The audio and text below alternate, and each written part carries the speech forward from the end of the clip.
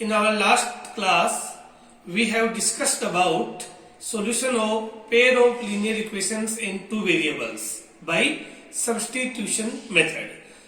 लेकिन आज जो हम क्वेश्चंस लेंगे वो हर क्वेश्चन एक वर्ड प्रॉब्लम की फॉर्म में होगा और हमें सबसे पहले क्या करना है कि उस वर्ड प्रॉब्लम को समझ करके और दो इक्वेशन बनाने हैं और उसके बाद उन इक्वेशंस को सब्स्टिट्यूशन मेथड से सॉल्व करना है। तो आइए देखते हैं कि वर्ड प्रॉब्लम को इक्वेशन में कैसे कन्वर्ट करते हैं। देखिए क्वेश्चन नंबर 3 का first question, the difference between two numbers is 26 and one number is 3 times the other, find them.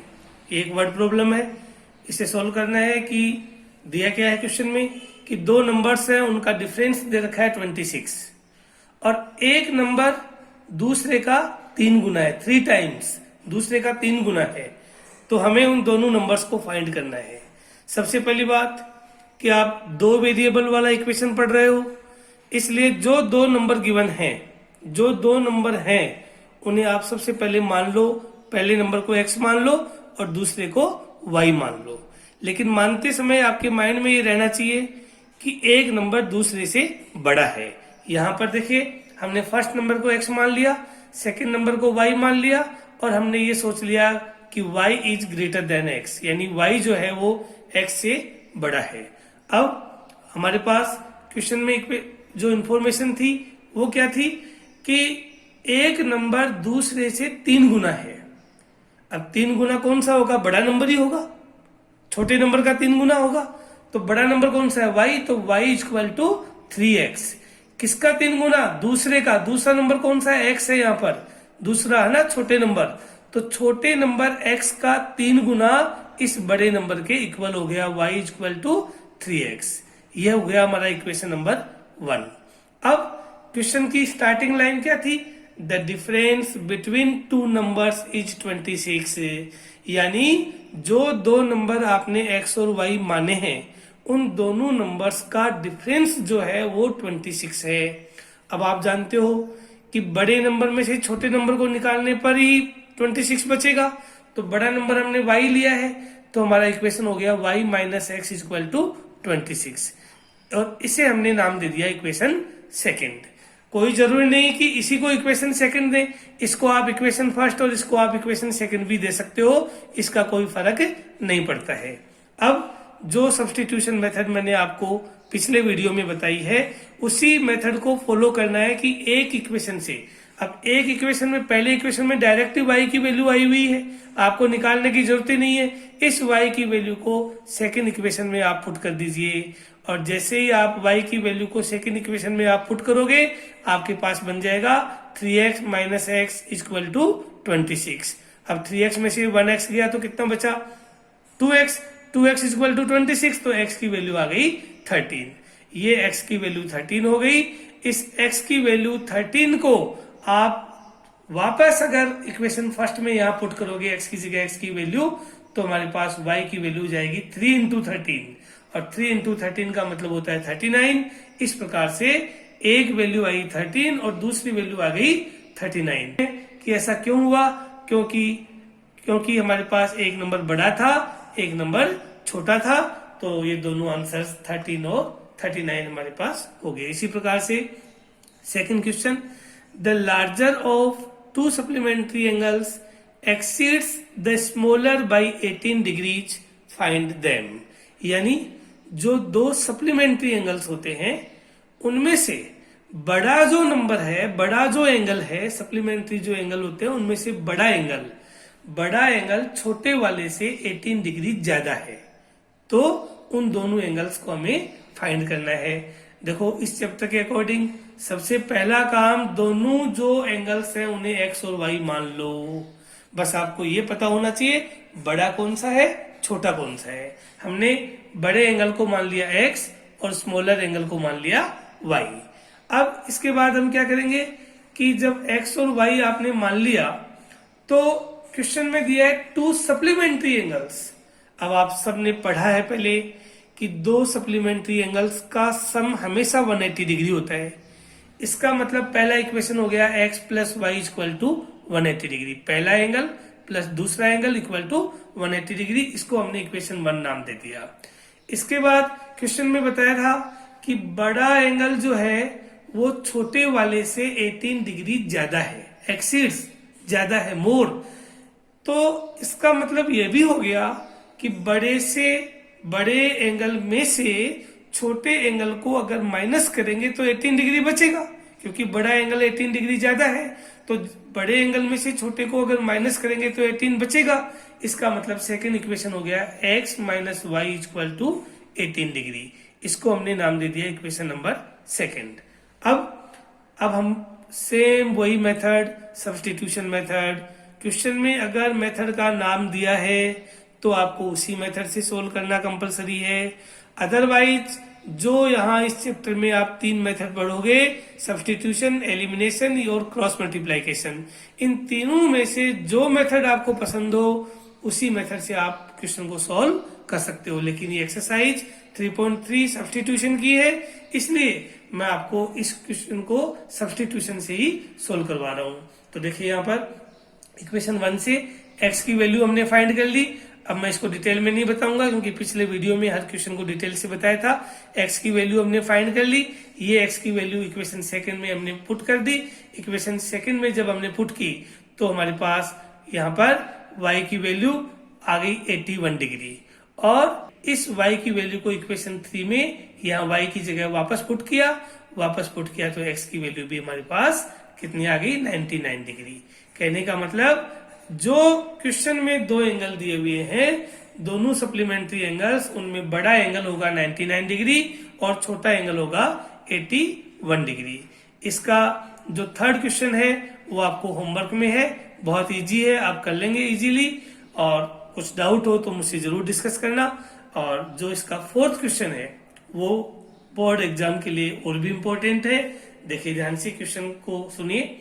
The taxi charges in A city consist of a fixed charge together with the charge for the distance covered. For a distance of 10 kilometre the charge paid is ₹105 and for a journey of 15 kilometer the charge paid is ₹155. What are the fixed charges and the charge per kilometer? How much does a person have to pay for traveling a distance of 25 kilometer? बहुत अच्छा question है और बहुत easy भी है। देखिए सबसे पहले मैं आपको शॉर्ट में समझा देता हूं कि एक टैक्सी चलाने वाला है। जब हम उसके पास जाते हैं कि भाई हमें इस जगह जाना है, आप क्या किराया लोगे, तो टैक्सी वाला कहता है कि पहला चार्जेज मेरा फिक्स चार्जेज है जो टैक्सी बुक करते ही लग जाएगा, और उसके बाद जो सेकंड चार्जेज है वो इस बात पर डिपेंड करता है कि आपने कितनी डिस्टेंस ट्रेवल की है। तो यहाँ पर दो तरीके के चार्जेज है। फिक्स्ड चार्जेज, फिक्स्ड चार्ज का मतलब यहाँ पर टैक्सी बुक करते ही लग गया, और दूसरा चार्ज का मतलब है आपने कितनी डिस्टेंस कवर की है। तो यहाँ हमने फिक्स चार्ज को मान लिया x, और जो पर किलोमीटर की चार्ज है उसको मान लिया हमने y। अब ध्यान से देखेंगे कि क्वेश्चन ये कह रहा है कि हम यहाँ पर 10 किलोमीटर गए, for a distance of 10 kilometre the charge paid is ₹105। अब देखिए ध्यान से समझना, अगर आप 10 किलोमीटर के लिए टैक्सी आपने किराए पे की तो सबसे पहले आपने कितना किराया दिया, ₹X। क्यों दिया? क्योंकि ये फिक्स चार्ज है, टैक्सी बुक करने का चार्ज है ये तो आपको देना ही पड़ेगा चाहे आप कितनी ही दूर जाओ। तो पहला तो हो गया X। दूसरा, आप कितनी दूर गए, आप गए 10 किलोमीटर। 10 किलोमीटर गए तो 1 किलोमीटर का हमने माना है ₹Y, तो 10 किलोमीटर का कितना हो गया, 10Y। तो X तो फिक्स चार्ज हो गया और 10 किलोमीटर के चार्जेस हो गए 10Y, और इन दोनों को मिला करके टोटल चार्ज क्वेश्चन के अकॉर्डिंग आपने दिया ₹105 टोटल चार्ज आपने दिया। तो पहला इक्वेशन हो गया x plus 10y equal to 105, it is equation number first. आगे ध्यान से सुनना कि अगला जो केस है वो ये है कि आप 15 किलोमीटर गए और 15 किलोमीटर जाने के आपने जो पे किया वो किया ₹155, ₹155 आपने पे किया। तो 15 किलोमीटर जाओगे तो सबसे पहले आप एक्स रुपीज दोगे, एक्स रुपीज देने के बाद में 1 किलोमीटर के आपने माना है वाई रुपीज, तो 15 किलोमीटर के हो गए 15 वाई। तो x और 15 y इन दोनों का sum according to the question ₹155। Second equation बन गया x plus 15y equal to 155। ये हमारा सेकेंड इक्वेशन हो गया।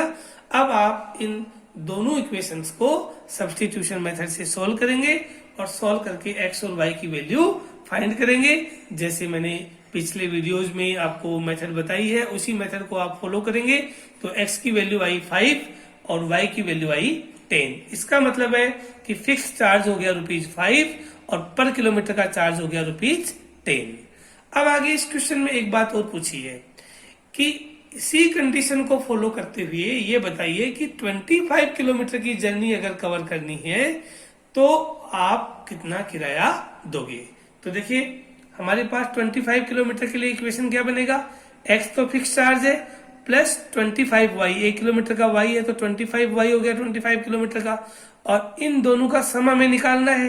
तो x की जगह x की वैल्यू जो हमने फाइंड की वो 5 लिख दिया और y की जगह y की वैल्यू जो 10 आई वो यहाँ पर लिख दी। तो 25 को 10 से मल्टीप्लाई किया तो 250 हो गया।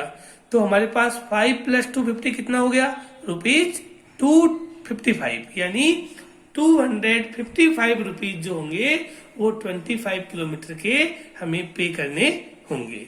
नेक्स्ट क्वेश्चन हमारा थर्ड का जो फिफ्थ क्वेश्चन है वो आ रहा है, a fraction becomes 9/11 if 2 is added to both the numerator and the denominator, and if 3 is added to both the numerator and denominator it becomes 5/6।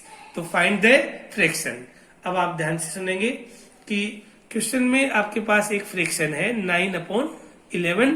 ये 9/11 कैसे आई है, अगर उस फ्रैक्शन के न्यूमरेटर और डिनोमिनेटर दोनों में आपने 2 ऐड कर दिया है तब आई है, और अगर दोनों में 3 ऐड कर दिया है तो जो नई फ्रैक्शन बनी है 5/6। ऐसा क्वेश्चन हमें कह रहा है, तो वो फ्रैक्शन क्या है वो हमें फाइंड करनी है। ध्यान से देखिए, सबसे पहले वही मेथड, फ्रैक्शन में 2 टर्म होती है, एक न्यूमरेटर एक डिनोमिनेटर। न्यूमरेटर को हमने मान लिया x, डिनोमिनेटर को हमने मान लिया y, तो फ्रैक्शन होगी x/y। ये ऐसा हमने मान लिया। अब अकॉर्डिंग टू केस फर्स्ट कि न्यूमरेटर और डिनोमिनेटर दोनों में अगर 2 ऐड कर दिया तो हमारे पास फ्रैक्शन आई है 9/11। ये क्वेश्चन में लिखी हुई है कि अगर दोनों में 2 ऐड करते हैं तो फ्रैक्शन बन जाती है, इट फ्रैक्शन बिकम्स, यानी ये बन जाती है, ये हो जाती है 9/11। अब इसे क्रॉस मल्टीप्लाई किया, जब क्रॉस मल्टीप्लाई किया तो देखिए 11 को x से किया 11x प्लस 11 2 जा 22 इक्वल टू 9x प्लस 9 2 जा 18। फिर इसको हमने सॉल्व कर लिया, जब सॉल्व किया तो हमारे पास इक्वेशन बनी 11x minus 9y equal to -4। इस इक्वेशन को हमने नाम दे दिया इक्वेशन नंबर फर्स्ट। अब इक्वेशन फर्स्ट नाम देने के बाद सेकंड केस है कि अगर फ्रैक्शन के न्यूमरेटर और डिनोमिनेटर दोनों में 3 ऐड कर दिया जाए तो हमारे पास जो नई फ्रैक्शन बनती है वो है 5/6, और इससे भी क्रॉस मल्टीप्लिकेशन से सॉल्व किया तो हमारे पास इक्वेशन बन गई सेकंड। अब इन दोनों इक्वेशन को सब्स्टिट्यूशन मेथड से सॉल्व करेंगे। सब्स्टिट्यूशन से सॉल्व करने के लिए पहली इक्वेशन से हमने x की वैल्यू फाइंड की, इस x की वैल्यू को इक्वेशन सेकंड में हमने पुट की, और जब इक्वेशन सेकंड में हमने पुट की तो हमारे पास y की वैल्यू आ गई 9। ये जो y की वैल्यू 9 आई, इसको इक्वेशन थर्ड में y की जगह वापस पुट कर दी, वापस पुट करते ही हमारे पास x की वैल्यू आ गई 7। इस प्रकार से यहाँ x की वैल्यू 7 यानी न्यूमरेटर 7 आया, y की वैल्यू 9 यानी डिनोमिनेटर 9 आ गया, तो जो रिक्वायर्ड फ्रैक्शन हो गई वो हो गई 7/9, और ये 7/9 ही हमारे इस क्वेश्चन का सॉल्यूशन हो गया। अब आप इसका अगला क्वेश्चन देखिए, 5 years hence the age of Jacob will be 3 times that of his son. 5 years ago Jacob's age was 7 times that of his son. What are their percentages? ये एजेज वाले बहुत इंपॉर्टेंट क्वेश्चंस होते हैं exam के लिए, इसलिए आप ध्यान से देखेंगे और ध्यान से सुनेंगे और समझेंगे। देखिए क्वेश्चन कह रहा है कि 5 साल बाद में, हेंस का मतलब बाद में, 5 साल बाद में जेकब की एज जो है वो अपने बेटे की एज की 3 गुना हो जाएगी। लेकिन 5 years अगो, 5 साल पहले जो जेकब की एज है वो अपने बेटे की एज का 7 times थी, 7 गुना थी। तो बताओ आज दोनों कितने साल के, दोनों की प्रेजेंट एज हमें फाइंड करनी है। ऐसे केस में भी हमने जेकब की एज मान ली x years और उसके बेटे की एज मान ली y years। अब ध्यान से देखेंगे हमने क्या लिखा यहाँ पर, हमने यहाँ पर लिखा कि let the age of Jacob be x years and the age of his son be y years। अब क्वेश्चन में केस है 5 years hence, पहला केस 5 साल बाद, तो आफ्टर 5 years। अब हम क्या करेंगे, हम हमारे हिसाब से दोनों की 5 साल बाद की एज फाइंड करेंगे। हमारे हिसाब से आज जेकब कितने साल का है, x साल का है, तो 5 साल बाद क्या होगा, 5 इसमें ऐड हो जाएंगे, तो 5 साल बाद जेकब कितने साल का हो जाएगा, x + 5 years का हो जाएगा। ऐसे ही उसका जो बेटा है वो 5 साल बाद कितने साल का हो जाएगा, y + 5 years का हो जाएगा, क्योंकि आज वो y years का है, उसकी प्रेजेंट एज हमने y years मानी है, तो 5 साल बाद हो जाएगा y + 5 years। अब क्वेश्चन क्या कह रहा है, क्वेश्चन ये कह रहा है कि 5 साल बाद जो जेकब की एज है वो अपने बेटे की एज की 3 गुना हो जाएगी। तो कंडीशन क्या हुई, 5 साल बाद ये एज जेकब की एज है और ये 5 साल बाद उसकी किसकी, उसके बेटे की एज है। उस बेटे की एज को 3 times कर देंगे, 3 गुना कर देंगे, तो ये जेकब की एज के इक्वल हो जाएगी। तो हमारा इक्वेशन क्या बना, x + 5 = 3 × y + 5। तो उस केस में हम इस इक्वेशन को सॉल्व करेंगे। जब इक्वेशन को सॉल्व करेंगे तो हमारे पास x - 3y = 10 आ जाएगा और ये हमारा पहला इक्वेशन हो गया। ऐसे ही अब इस इक्वेशन में सेकंड जो कंडीशन है वो है बिफोर 5 years, 5 years अगो, 5 साल पहले। तो देखिए 5 साल पहले हमने आज जेकब की एज x साल मानी है, x years मानी है, 5 साल पहले इसमें से 5 कम कर देंगे। और ऐसे ही जो आज बेटे की एज हमने y years मानी है, 5 साल पहले इसमें से 5 कम हो जाएगी, तो दोनों की एज हो गई x - 5 और y - 5। ये कंडीशन है 5 साल पहले की। अब 5 साल पहले की कंडीशन में क्वेश्चन क्या कह रहा है, क्वेश्चन ये कह रहा है कि जो जेकब की एज है 5 साल पहले वो अपने बेटे की एज की 7 टाइम हो जाएगी। तो जेकब की तो ऑलरेडी हो जाएगी, तो बेटे की एज को 7 टाइम कर देंगे, तो ये दोनों एज आपस में इक्वल हो जाएगी। जैसे मैं आपको कहूं कि मैं आपसे 7 गुना बड़ा था, मैं आपसे 7 गुना बड़ा था, तो मैं तो ऑलरेडी बड़ा था। आप वाली एज को 7 टाइम कर देंगे, आप वाली एज को 7 से मल्टीप्लाई कर देंगे, तो आप मेरे इक्वल हो जाओगे। वैसे ही यहाँ पर है कि जेकब की एज तो ऑलरेडी 7 टाइम्स थी, तो बेटे की एज को 7 टाइम कर देंगे, इसे बेटे की एज को 7 से मल्टीप्लाई कर देंगे, तो ये जेकब की एज के इक्वल हो जाएगी। ऐसे फिर हमने इसको सोल्व कर लिया। जब ब्रैकेट ओपन किया, सोल्व किया, तो हमारे पास नया इक्वेशन सेकंड आ गया। और ऐसे ही फिर सब्स्टिट्यूशन मेथड से हमने इसको सोल्व किया तो x की वैल्यू हमने फाइंड कर ली, इक्वेशन थर्ड नाम दे दिया। x की वैल्यू जो फाइंड की वो सेकेंड इक्वेशन में हमने पुट कर दी, सेकेंड इक्वेशन में पुट की तो y की वैल्यू आ गई। y की वैल्यू को वापस हमने फिर इक्वेशन 3 में पुट की, इक्वेशन 3 में पुट करते ही हमारे पास x की वैल्यू आ गई 40 years, यानी x की वैल्यू 40 years आई। x क्या था, जेकब की एज, यानी जेकब कितने साल का है आज, 40 years का है। और y हमने क्या माना था, उसके बेटे की प्रेजेंट एज, तो y की वैल्यू क्या आई, 10 years। इसका मतलब जेकब का जो बेटा है वो आज कितने साल का है, 10 साल का है। इस प्रकार से ये हमारी सब्स्टिट्यूशन मेथड यानी एक्सरसाइज 3.3 यहाँ पर कंप्लीट होती है। और 3.3 कंप्लीट होने के साथ ही मैं आपको ये भी बोलना चाहूंगा कि आप इनके क्वेश्चंस को इस वीडियो में देख करके एक बार खुद करने की कोशिश करें। कहाँ आपको दिक्कत आती है वहां उस वीडियो से टैली करें। फिर भी कोई डाउट हो तो मुझसे जरूर डिस्कस करें। Thank you very much.